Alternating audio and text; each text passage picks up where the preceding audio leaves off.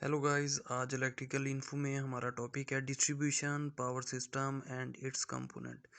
Basically पिछला जो हमारा टॉपिक था वो था फीडर इन इलेक्ट्रिकल सिस्टम। उसमें थोड़ा सा मैंने ओवरव्यू दिया था, जैसे ये मैंने बनाया हुआ है पावर प्लांट है, फिर ट्रांसमिशन लाइन है, फिर ये मैंने सबस्टेशन बनाया है। सबस्टेशन के बाद से लेके जहाँ तक हमारे घर या हमारी इंडस्ट्री को इलेक्ट्रिसिटी पहुँचती है उसे डिस्ट्रीब्यूशन सिस्टम कहते हैं। ये हमारा पिछला टॉपिक है, उसमें मैंने ये ऐसे ही बताया था कि पावर से प्लांट और ट्रांसमिशन लाइन, उसके बाद सबस्टेशन। सबस्टेशन के बाद जो घरों फीडर आउटगोइंग निकलते हैं, ये मैंने जैसे 3 फीडर निकाले हुए थे। फिर वहाँ डिस्ट्रीब्यूशन ट्रांसफार्मर आता है। उसके बाद हमारी गलियों में से लेके सर्विस मेन के थ्रू हमारे घरों तक जो केबल्स आती हैं जिससे इलेक्ट्रिसिटी हमारे घरों तक जाती है, इस पूरे एरिए को सबस्टेशन के बाद से जो कहते हैं वो डिस्ट्रीब्यूशन सिस्टम कहते हैं। ठीक है, अब हम आ जाते हैं अपने टॉपिक की तरफ और कि डिस्ट्रीब्यूशन सिस्टम की कितनी टाइप्स हैं। तो पहले मैं बता दूं डिस्ट्रीब्यूशन सिस्टम होता क्या है। It is a part of power system which connects substation to the consumer और यूटिलिटी। कि ये जो ऐसा सिस्टम है पावर का जो सबस्टेशन से लेके हमारे कंज्यूमर तक, यानी कंज्यूमर को इलेक्ट्रिसिटी प्रोवाइड कराने तक का जो सिस्टम है वो डिस्ट्रीब्यूशन सिस्टम कहलाता है।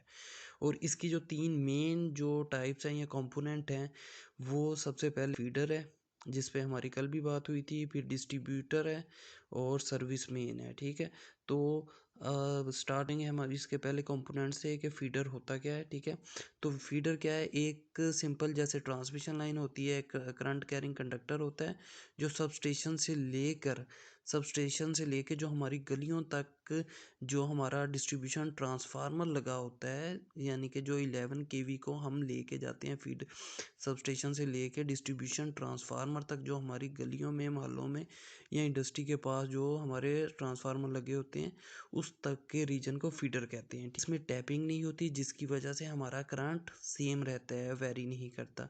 और जब हम ये जो अपना फीडर की डिज़ाइनिंग कर रहे होते हैं कि आउटगोइंग फीडर जो है हमने कितनी कैपेसिटी का बनाना है, तो हम एम्पेयर में बात करते हैं कि इसके 200 एम्पेयर होगा, 400 एम्पेयर कैपेसिटी होगी, उस हिसाब से हम फीडर को बनाते हैं। और इस पे वोल्ट्स कौन से होते हैं, 11 केवी मोस्टली वोल्ट्स जो हैं वो हमारे फीडर से आउट हो रहे होते हैं, डिस्ट्रीब्यूशन ट्रांसफार्मर तक आते हैं।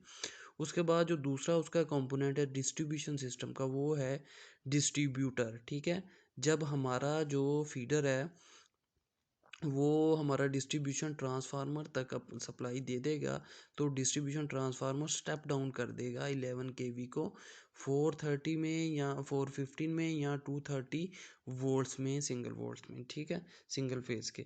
तो उसमें क्या होगा, हमारी जो है टैपिंग भी हो रही होगी, टैपिंग की वजह से हमारा करंट जो है वेरी हो रहा होगा। तो इसलिए जो हमारा डिज़ाइनिंग पर्पज़ में हम चीज़ यूज़ करेंगे तो वोल्टेज ड्रॉप ऑफ लाइन कर रहे होंगे। ठीक है, तो डिस्ट्रीब्यूशन बेसिकली क्या होता है, जो हमारी गलियों के अंदर जो हमने पोल्स पे अपनी चार चार वायर्स वाले पोल देखे होंगे, जो टू जिस पे जो है जिसे एलटी लाइंस भी हम कहते हैं, उसे डिस्ट्रीब्यूटर कह रहे होते हैं। ठीक है, तो जो सर्विस मेन्स होती हैं, सर्विस मेन जो हमारे डिस्ट्रीब्यूटर के साथ हमारा जो हम केबल लगा के अपने घरों तक, वही केबल जो है इलेक्ट्रिकल केबल, ताकि इलेक्ट्रिसिटी हमारे घरों तक पहुंच सके, उसे हम सर्विस मेंस कहते हैं। ठीक है, ज़्यादातर ये क्या होता है, ये जो हमारे पोल्स पे 415 या 230 वोल्ट्स हम ले रहे होते हैं, वो केबल हमारे यानी इतनी लंबी नहीं होती और वोल्ट्स कम होते हैं,